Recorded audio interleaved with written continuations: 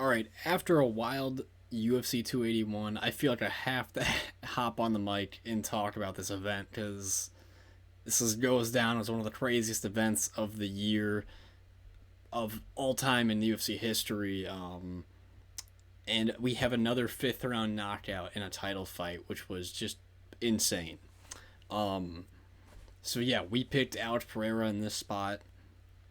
Uh, when I saw, man, how big Pereira was, the odds just seemed too right for him. I mean, credit to Izzy, but it's such a horrible matchup for him. I mean, Pereira looks so much bigger. The power differential's huge. Pereira didn't let his hands go too much until the end of that fight, I think, to conserve energy. But man, every time it got touched, and I mean, Pereira's a complete weight bully. I think Izzy was probably the more technical striker, but if you just get touched once, you're done. And stoppage was, in my opinion, necessary. I know a lot of people think it was bad, but if you're thinking about what would have happened next, it could have been real bad for Izzy. It could have been another oxygen mask. But credit to him. Fought a tough fight. And still impressed. Still impressed. And I'm speechless with this whole event. It's crazy. Izzy kept. I think actually the wrestling got Izzy tired. I mean, I said this in our breakdown. If Izzy would have moved forward and pushed Pereira back, I think he would have had a shit ton more success. Putting damage on him. That one strike Izzy had that hurt him in the first round, kind of pushing Pereira to the back foot. But Pereira's corner, very smart during the fight, talking about how the kicks that led were all diversions to headshots, which Izzy was lining up. Was a really good read. This fight's it's just a straight movie. I mean, it's a dude comes over, beats you again, the only dude who really can beat this guy. And I mean, if a rematch happens, I got to pick Pereira again. I think it's just the weight differential is just it's pretty unfair at some point. I don't know. I'm stunned for words with this event. I think Pereira could go knock out Jiri if he just gained weight. Maybe Glover loses the Jiri and Pereira goes faces him. Insane. But yeah, Izzy wrestling. I think overall Joe Rogan and them were like, man, Pereira's gassed. But the wrestling attempts from Izzy actually slowed down Izzy to the point where I think Pereira was able to push him against the fence a little bit easier. He defended takedowns pretty well. There was one miss, and other than that, it was a close fight. Obviously, Pereira's not going to fight exactly for rounds, so, being up 3-1, it looked really good, but that wasn't really Pereira's game to start off with. I would expect an immediate rematch for Adesanya. It will make the UFC a shit ton of money, obviously. I don't know when that happens, but Potan, Hands of Stone, and yeah. I'll skip over to our bets really quick. We had, this is previous card. I think we forgot to show our bets from the previous card, but we went positive 2.75 for the Rodriguez Lemos. Coming into this card, we went 4 of 6 on our straight bets, and 2 of 2 on our prop bets. Came out positive. Obviously hit Pereira. We went positive going into the main event, which is always a good feeling. But yeah, another good week of betting. But let's stick with the fights here. Let's talk about each one. Again, a movie. Crazy weight cut. I'd love to see a rematch here, and maybe Hamzat gets a contender fight. That'd be pretty cool. But we'll see. Zhang, destruction, not surprising. I actually give Carla some credit. She did have still some decent moments still, but Zhang's just too much, too strong, way improved wrestling. I was super happy to see her not just get caught in bottom position, and it just, man, that fight made Rose look real bad. The fact that you couldn't attempt to fight for 5 rounds when Zhang showed you could get out of bad positions, and come back and win a fight. Um, People's champ Zhang Wei Li showing out as she always does. Uh, okay, this one obviously fight of the year contender. Right up there with Glover Giri. Uh, right up there with Gilbert and Hamzat. I think I'd place this one probably number 3. We got Dustin Poirier, Michael Chandler. Michael Chandler is live for a win any moment. You know, the wrestling he had, I didn't expect him to wrestle, but he did a really good job at controlling Poirier, even though he had some dirty moves with grabbing the face. But hey, you gotta win. I still respect him completely. Taking a fight against such a dangerous striker. I had this fight to start round 2 on the bets, and seeing Chandler hurt before the end of the first round, scary as hell. But man, Poirier's got that dog in him. Finds the way to his back. But Chandler's ability to cut down distance, it's unreal. It literally just steps across and lands a right cross on people, just no problem. No one can deal with it. He stunned Gaethje with it. He's hit Charles with it. And, yeah, I mean, phenomenal fighter still. It's kind of crazy you feel like talking about Chandler more, but Poirier, obviously still the slick boxing. I don't think a fight with Islam is warranted or gonna be necessary to watch. If Chandler took him down like that, you gotta expect the same here. For Chandler, hard to say. Give him whatever the people want. I mean, we need a people's fight whenever he's in it. We took Frankie Edgar here against Chris Gutierrez. I did. Carson did not. I thought Edgar would be able to incorporate his wrestling, but man, it's the same thing as this Pereira thing. Although I won't say Chris Gutierrez cuts a crazy amount of weight, but Frankie's at a weight disadvantage. It's hard to get that wrestling going. Hard to stay in a fight like that, and you take a brutal knockout. And what are the chances that you get flying need, front kick to the face, and step in need 3 times in a row? I mean, that's a pretty tough way to end the career. He definitely won't be coming back. I can't imagine. But Chris Gutierrez extending the win streak, still a very entertaining, well-rounded fighter. Still enjoy watching him fight. The Hangman, Claudio Puelles pulled a Ryan Hall, dive and rolls, sloppy takedowns, and man, I was thinking about betting the Hangman, but you just never know. There's some fighters on this card who had bad kind of losing streaks. You don't know if they're going to come back from or not. And Puelles almost had that knee bar, but Dan Hooker, slick vet, finding his way back to safe spots, and I applaud him for that win. Deserved, very measured. I mean, didn't put himself at risk. Claudio looked real bad in the stand-up. I have no idea what his future looks like. Same thing with Dan. Like, do you want to force this dude into another big fight, or do you want to feed him another person, keep getting his confidence, get a win streak back? You don't want to ruin these guys. You don't want to ruin them. Next one. We got Moicano and Brad Riddell. Another just dominant victory. City Kickboxing losing here. They went 2-2. I think we got all the fighters right for and against City Kickboxing, so that was pretty cool. Man, Moicano had a step-in knee early in the fight. Almost hit Riddell's chin, put him out. Riddell's skill set, it's not going to be very good against these larger opponents. We're 3-3, I think, in the last fights picking against Riddell.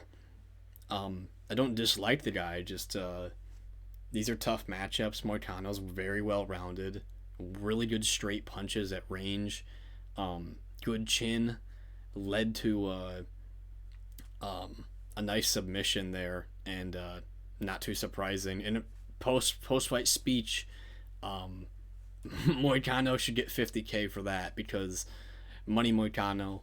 Um, the dude definitely should get some more fun fights, and he's had some tough opponents. RDA, Fazeev, even Alexander Hernandez, not the best opponent, but still a very competitive opponent for most people. And the one that I want to cry about, we got Ryan Spann beating Dominick Reyes. Very tough to watch. Reyes, man, I really wish he just let himself adjust into this fight. Ryan Spann missing weight, obviously coming there with a size advantage. But Dom came in, didn't move his feet super well. I hated that he threw naked body kicks with his chin up.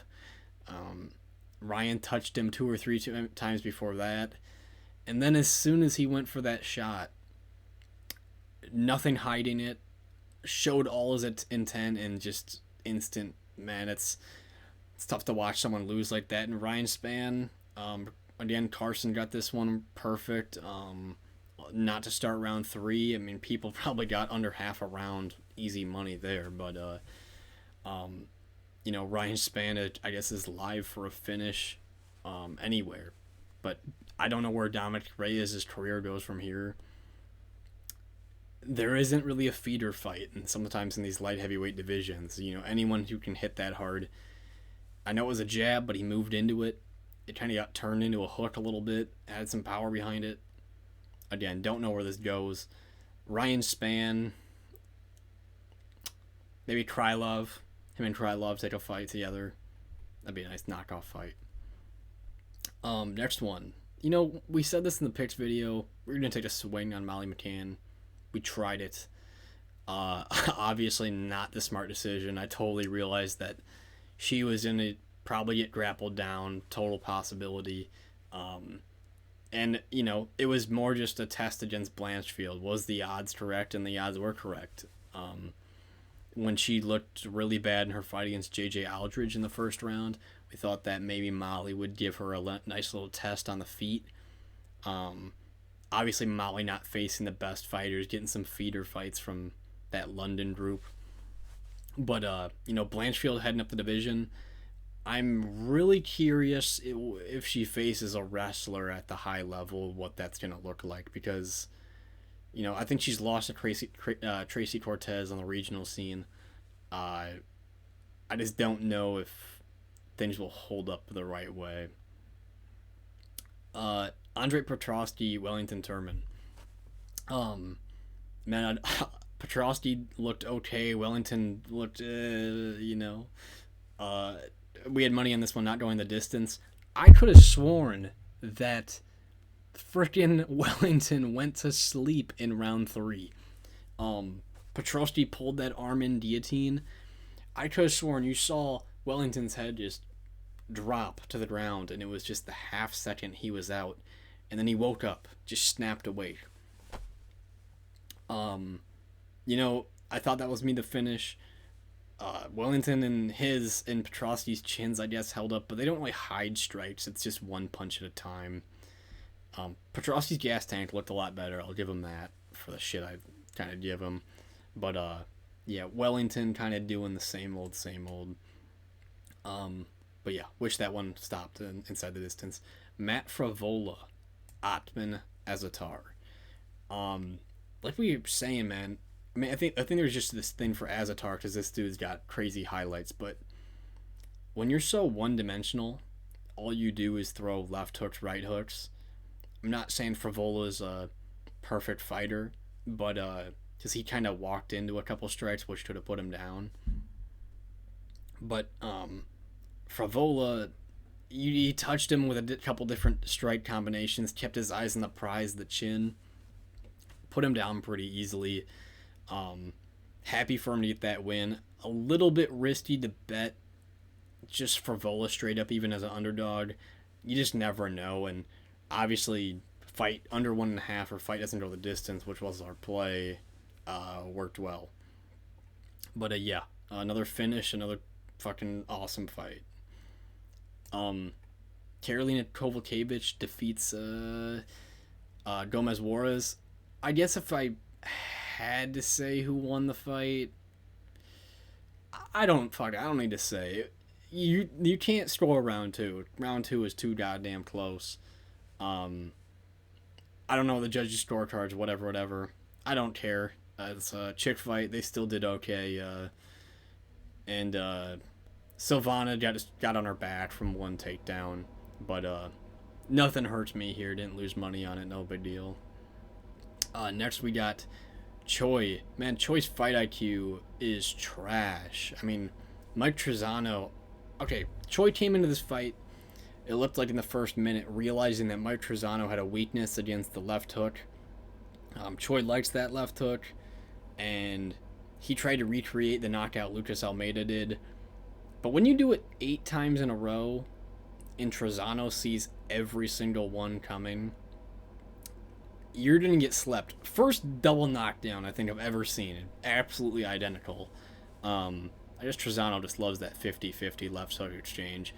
And just time Choi. And Choi's face got busted up too. For a kickboxing champion, you know, you watch Izzy and you watch Pereira fight, they don't go into 50-50 exchanges. It's just one person.